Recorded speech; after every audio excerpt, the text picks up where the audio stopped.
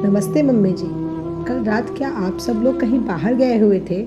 अपनी आवाज़ में जरा सी मिठास लाते हुए निशा बोली। हाँ, कविता के बेटे मोहित का जन्मदिन था, इसलिए हम सब वहाँ गए थे। लौटने में देर हो गई थी। कविता उसकी बड़ी ननद थी। मोहित के जन्मदिन की पार्टी में उसे बुलाया ही नहीं गया।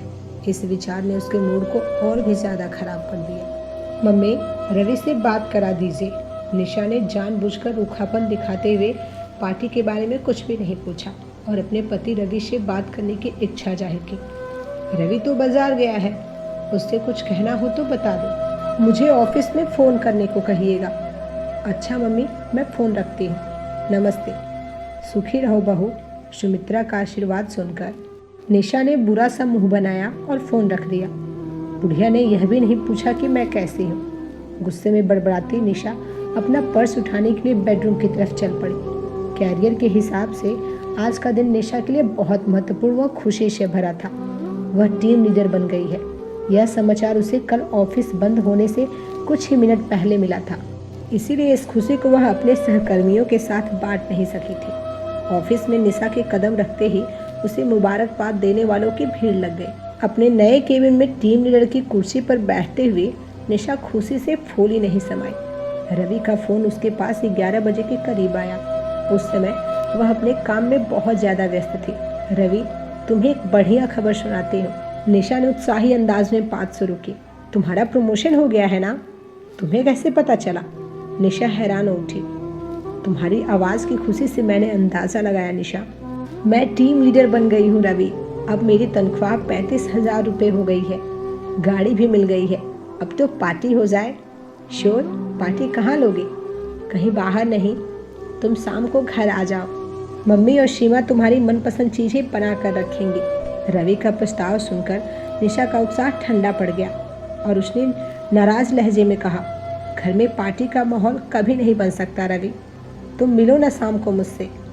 हमारा मिलना तो शनिवार इतवार को ही होता है निशा। मेरी खुशी की खातिर क्या तुम आज नहीं आ सकते हो? नाराज होकर निशा, तुम अपना मूड खराब मत करो। शनिवार को 3 दिन बाद ही मिल रहे हैं, तब बढ़िया सी पार्टी ले लूँगा। तुम भी रवि, कैसे भुलक्कड़ हो। शनिवार को मैं मेरठ जाऊँगी। तुम्हारे जैसी व्यस्त महिला को अपने भाई की शादी याद है? यह वाकई कमाल की बात है। मुझे ताने मार रहे हो? निशा चिढ़कर बोली। सॉरी, मैंने तो मजाक किया था। अच्छा यह बताओ कि मेरठ रविवार की सुबह तक पहुंच जाओगे ना? आप हुक्म करें, साले साहब के लिए तो जान भी हाजिर है मैडम। घर से और कौन कौन आएगा? तुम जिसे कहो ले आएंगे, जिसे कहो छोड़ आएंगे। वैसे तुम शनिवार की रात को पहुंचोगे। इस बात से नवीन या तुम्हारे मम्मी डैडी नाराज तो नहीं होंगे? मुझे अपने जूनियर्स को ट्रेनिंग देनी है। मैं चाह कर भी पहले नहीं निकल सकती हूँ। सही कह रही हो तुम। भाई की शादी के चक्कर में इंसान को अपनी ड्यूटी को नज़रअंदाज नहीं करना चाहिए। तुम कभी मेरी भावनाओं को नहीं समझ सके। निशा फिर चिढ़ उठी। मैं अपने कैरियर को बड़ी गंभीरता से लेती हूँ रवि। निशा, मैं फ़ोन रखता हूँ। आज तुम मेरे मजाक को सहन करने के मूड में नहीं हो। Okay, bye. रवि और निशा ने MBA साथ साथ एक ही कॉलेज से किया था। दोनों के बीच प्यार का बीज उन्हीं दिनों में अंकुरित हुआ। रवि ने बैंक में PO की परीक्षा पास करके नौकरी पा ली और निशा ने बहुराष्ट्रीय कंपनी में। करीब 2 साल पहले दोनों ने घर वालों की रजामंदी से प्रेम विवाह कर लिया। दुल्हन बनकर निशा रवि के परिवार में आ गई। वहाँ के अनुशासन भरे माहौल में उसका मन शुरू से ही नहीं लगा। टोका टोकी के अलावा उसे एक बात और खलती थी। दोनों अच्छा कमाते हुए भी भविष्य के लिए कुछ बचा नहीं पाते थे। उन दोनों की ज़्यादा कमाई होने के कारण हर जिम्मेदारी निभाने का आर्थिक बोझ उनके ही कंधों पर था। निशा इन बातों को लेकर चिढ़ती तो रवि उसे प्यार से समझाता। हम दोनों बड़े भैया व पिताजी से ज़्यादा समर्थ हैं, इसलिए इन जिम्मेदारियों को हमें बोझ नहीं समझना चाहिए। अगर हम सबकी खुशियाँ और घर की समृद्धि को बढ़ा नहीं सकते हैं तो हमारे ज़्यादा कमाने का फ़ायदा क्या हुआ? मैडम, पैसा उपयोग करने के लिए होता है, सिर्फ जोड़ने के लिए नहीं। एक साथ मिलजुल कर हंसी खुशी में रहने में ही फ़ायदा है। निशा सबसे अलग थलग होकर अमीर बनने में कोई मज़ा नहीं है। निशा कभी भी रवि के इस नज़रिए से सहमत नहीं हुई। ससुराल में उसे अपना दम घुटता सा लगता। किसी का व्यवहार उसके प्रति खराब नहीं था, पर वह उस घर में असंतोष व शिकायत के भाव से रहती। उसका वह रवि का शोषण हो रहा है, यह विचार उसे तनावग्रस्त बनाए रखता। निशा को जब कंपनी से 2 बेडरूम वाला फ्लैट मिलने की सुविधा मिली तो उसने ससुराल छोड़कर वहां जाने को फौरन हाँ कर दी।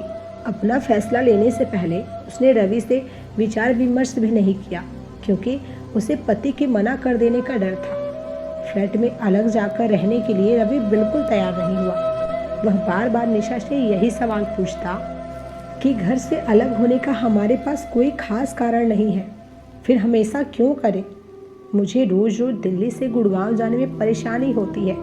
इसके अलावा सीनियर होने के नाते मुझे ऑफिस में ज़्यादा समय देना चाहिए और ज़्यादा समय मैं गुड़गांव में रहकर ही दे सकती हूँ। निशा की ऐसी दलीलों का रवि पर कोई प्रभाव नहीं पड़ा था। अंततः निशा ने अपनी जिद पूरी की और कंपनी के फ्लैट में रहने चली गई। उसके इस कदम का विरोध मायके और ससुराल दोनों जगह हुआ, पर उसने किसी की बात नहीं सुनी। रवि की नाराजगी, उदासी को अनदेखा कर निशा गुड़गांव रहने चली गई। रवि सप्ताह में 2 दिन उसके साथ गुजारता। निशा कभी कभार अपने ससुराल वालों से मिलने आती। सच तो यह था कि अपना कैरियर बेहतर बनाने के चक्कर में उसे कहीं ज़्यादा आने जाने का समय ही नहीं मिलता। अच्छा कैरियर बनाने के लिए अपने व्यक्तिगत जीवन की कठिनाइयों को निशा ने कभी ज़्यादा महत्व नहीं दिया। अपने छोटे भाई नवीन की शादी में वह सिर्फ 1 रात पहले पहुंचेगी, इस बात का भी उसे कोई खास अफसोस नहीं था।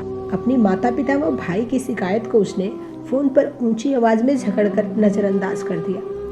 शादी में हमारे मिनट पहुंचने की चिंता मत करो निशा, ऑफिस के किसी काम में अटक कर तुम और ज़्यादा देर से मत पहुंचना। रवि के मोबाइल पर उसने जब भी फ़ोन किया, रवि से उसे ऐसा ही जवाब सुनने को मिला। शनिवार की शाम निशा ने टैक्सी की और 8 बजे तक मेरठ अपने मायके पहुंच गई। अब तक छिपा कर रखी गई प्रमोशन की खबर सबको सुनाने के लिए वह बेताब थी। अपने साथ बढ़िया मिठाई का डब्बा वह सबका मुंह मीठा करने के लिए लाई थी। उसके पर्स में प्रमोशन का पत्र पड़ा था, जिसे वह सबको दिखाकर उनकी वाहवाही लूटने को उत्सुक थी। टैक्सी का किराया चुकाकर निशा ने अपनी छोटी अटैची खुद उठाई और गेट खोलकर अंदर घुस गई। घर में बड़े आकार वाले ड्राइंग रूम को खाली करके संगीत और नृत्य का कार्यक्रम आयोजित किया गया था। तेज गति के धमाकेदार संगीत के साथ कई लोगों के हंसने बोलने की आवाज़ें भी निशा के कानों तक पहुंची। निशा ने मुस्कुराते हुए हॉल में कदम रखा और फिर हैरानी के मारे ठिठक गई। वहां का दृश्य देखकर उसका मुंह खुला का खुला रह गया। निशा ने देखा माँ बड़े जोश के साथ ढोलक बजा रही थी। तबले पर ताल बजाने का काम उसकी सास कर रही थी। रवि मंजीरे बजा रहा था और भाई नवीन ने चिमटा संभाल रखा था। किसी बात पर दोनों हंसी के मारे ऐसे लोटपोट हुए जा रहे थे कि उनकी ताल बिल्कुल बिगड़ गई थी। उसकी छोटी ननद सीमा मस्ती से नाच रही थी और मोहल्ले की औरतें तालियां बजा रही थी। उनमें उसकी जेठानी अर्चना भी शामिल थी। अचानक ही रवि की 5 वर्षीय भतीजी नेहा उठकर अपने सीमा बुआ के साथ नाचने लगी। एक तरफ अपने ससुर, जेठ व पिता को एक साथ बैठकर गपशप करते देखा। अपने ससुराल के हर एक सदस्य को वहां पहले से उपस्थित देख निशा हैरान रह गई। उनके पड़ोस में रहने वाली शीला आंटी की नज़र निशा पर सबसे पहले पड़ी। उन्होंने ऊंची आवाज़ में सबको उसके पहुंचने की सूचना दी तो कुछ देर के लिए संगीत व नृत्य बंद कर दिया गया। लगभग हर व्यक्ति से निशा को देर से आने का उलाहना सुनने को मिला। मौका मिलते ही निशा ने रवि से धीमी आवाज में पूछा, आप सब लोग यहाँ कब पहुँचे? हम तो परसों सुबह ही यहाँ आ गए थे, रवि ने मुस्कुराते हुए जवाब दिया। निशा ने माथे पर बल डालते हुए पूछा, इतनी जल्दी क्यों आए? मुझे बताया क्यों नहीं? रवि ने सहज भाव से बोलना शुरू किया। तुम्हारी मम्मी ने 3 दिन पहले मुझसे फ़ोन पर बात की थी। उनकी बातों से मुझे लगा कि वह बहुत उदास है।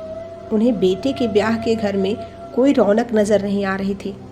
तुम्हारे जल्दी ना आ सकने की शिकायत को दूर करने के लिए ही मैंने उनसे सबके साथ यहाँ आने का वादा कर लिया और परसों से यहीं जमकर खूब मौज मस्ती कर रहे हैं। सबको यहाँ लाना मुझे अजीब सा लग रहा है। निशा की चिढ़ अपनी जगह बनी रही। ऐसा करने के लिए तुम्हारे मम्मी पापा वो भाई ने बहुत जोर दिया था। निशा ने बुरा सा मुंह बनाया और माँ से अपनी शिकायत करने रसोई की तरफ चल पड़ी। माँ बेटी की शिकायत सुनते ही उत्तेजित लहजे में बोली, तेरी ससुराल वालों के कारण ही यह घर शादी का घर लग रहा है। तू तो अपने काम की दीवानी बनकर रह गई है। हमें वह सभी बड़े पसंद है और उन्हें यहाँ बुलाने का तुम्हें भी कोई विरोध नहीं करना चाहिए। जो लोग तुम्हारी बेटी को प्यार व मान सम्मान नहीं देते, तुम सब उनसे। बेटी की बात को बीच में काट कर माँ बोली, निशा, तुमने जैसा बोया है वैसा ही तो काटोगी। अब बेकार के मुद्दे उठाकर घर के हंसी खुशी के माहौल को खराब मत करो। तुमसे कहीं ज़्यादा इस शादी में तुम्हारे ससुराल वाले हमारा हाथ बटा रहे हैं और इसके लिए हम दिल से उनके आभारी हैं। माँ की इन बातों से निशा ने खुद को अपमानित महसूस किया। उसकी पलकें गीली होने लगी तो वह रसोई से निकलकर पीछे के बरामदे में आ गई। कुछ समय बाद रवि भी वहां आ गया और पत्नी को इस तरह चुपचाप आंसू बहाते देख उसके सिर पर प्यार से हाथ फेरा तो निशा उसके सीने से लगकर फफक पड़ी। रवि ने उसे प्यार से समझाया, तुम अपने भाई की शादी का पूरा लुत्फ उठाओ निशा, व्यर्थ की बातों पर ध्यान देने की क्या ज़रूरत है तुम्हें। मेरी खुशी की फिक्र न मेरे मायके वालों को है न ससुराल वालों को। सभी मुझसे चलते हैं, मुझे अलग थलग रखकर नीचा दिखाते हैं। मैंने किसी का क्या बिगाड़ा है? निशा ने सुबकते हुए सवाल किया। तुम क्या सचमुच अपने सवाल का जवाब सुनना चाहोगी? रवि गंभीर हो गया। निशा ने गर्दन हिलाकर हाँ में जवाब दिया। देखो निशा, अपने कैरियर को तुम बहुत महत्वपूर्ण मानती हो। तुम्हारे लक्ष्य बहुत ऊंचाइयों को छूने वाले हैं। आपसे रिश्ते तुम्हारे लिए ज़्यादा मायने नहीं रखते। तुम्हारी सारी ऊर्जा कैरियर की राह पर बहुत तेज़ी से दौड़ने में लग रही है। तुम इतना तेज़ दौड़ रही हो, इतनी आगे निकलते जा रही हो कि अकेली हो गई हो। दौड़ में सबसे आगे पर अकेली। रवि की आवाज़ कुछ उदास हो गई। अच्छा, कैरियर बनाने का और कोई रास्ता नहीं है रवि, निशा ने दलील दी। निशा, कैरियर जीवन का एक हिस्सा है और उससे मिलने वाली खुशी अन्य क्षेत्रों से मिलने वाली खुशियों के महत्व को कम नहीं कर सकती। हमारे जीवन का सर्वांगीण विकास न हो तो अकेलापन, तनाव, निराशा, दुख और अशांति से हम कभी छुटकारा नहीं पा सकते हैं। मुझे क्या करना चाहिए? अपने अंदर क्या बदलाव लाना होगा? निशा ने बेबस अंदाज में पूछा। जो पैर कैरियर बनाने के लिए तेज दौड़ सकते हैं, वे सबके साथ मिलकर नाच भी सकते हैं, किसी के हमदर्द भी बन सकते हैं। ज़रूरत है बस अपना नज़रिया बदलने की, अपने दिमाग के साथ साथ अपने दिल को भी सक्रिय करके लोगों का दिल जीतने की। अपनी सलाह देकर रवि ने उसे अपने छाती से लगा लिया। निशा ने पति की बाहों के घेरे में बड़ी शांति महसूस की। रवि का कहा उसके दिल में कहीं बड़ी गहराई तक उतर गया। अपने नज़दीकी लोगों से अपने संबंध सुधारने की इच्छा उसके मन में पल पल बलवती होती जा रही थी। मैं बहुत दिनों से मस्त होकर नाची नहीं हूँ, आज कर दूँ जबरदस्त धूम धड़ाका यहाँ। निशा की मुस्कुराहट रवि को बहुत ताज़ा व आकर्षक लगी। रवि ने प्यार से उसका माथा चूमा और हाथ पकड़कर हॉल की तरफ चल दिया। उसे साफ लग रहा था कि पिछले चंद मिनटों में निशा के अंदर जो जबरदस्त बदलाव आया है वह उन दोनों के सुखद भविष्य की तरफ इशारा कर रहा था। तो दोस्तों, यह थी हमारी आज की कहानी। आपका क्या कहना है इस कहानी के बारे में? कमेंट करके ज़रूर बताएं। वीडियो को लाइक करके चैनल को सब्सक्राइब कर लीजिए, साथ में घंटी को दबाकर ऑल पर सेट कर लीजिए ताकि आने वाली वीडियोस आपको तुरंत मिले। मिलते हैं एक और नए वीडियो में, तब तक के लिए धन्यवाद।